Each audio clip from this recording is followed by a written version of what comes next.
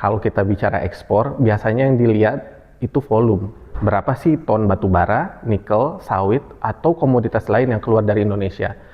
Cuman ada satu isu yang sebenarnya nggak kalah penting. Ekspor itu dicatat secara wajar nggak sih? Nah, kita bikin analisis di sini, di dashboard kajian.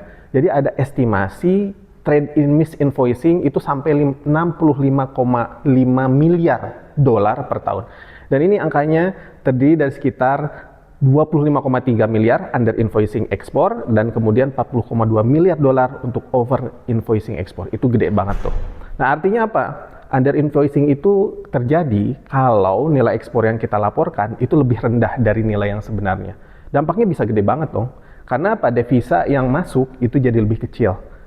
Pajak, basis pajaknya berkurang, royalti pun jadi nggak optimal. Sehingga apa? Kontribusi ekspor terhadap ekonomi jadi nggak sepenuhnya tinggi. Yang seharusnya kita bisa 7%, 8%. Jadi ala kadarnya pertumbuhan ekonomi kita. Jadi kalau Indonesia mampu menurunkan misinvoicing aja, ini minimal 30%, potensi nilai yang bisa diselamatkan itu lumayan tuh, hampir 20 miliar dolar per tahun. Dan jika dari nilai itu 70% devisanya itu bisa masuk lagi ke Indonesia, nggak tertahan di Singapura atau di luar negeri gitu ya, ada potensi itu sampai 13,76 miliar dolar dan itu bisa memperkuat likuiditas falas domestik kita. Itu kan masalah yang sekarang terjadi kan. Dan ini penting untuk pertumbuhan ekonomi.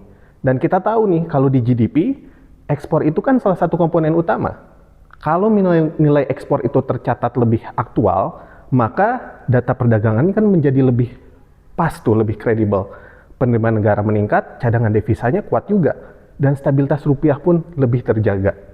Jadi efek akhirnya bukan hanya ke neraca dagang, tapi juga ke investasi, belanja pemerintah, dan sekarang nih yang sekarang terjadi kan, kepercayaan pelaku pasar.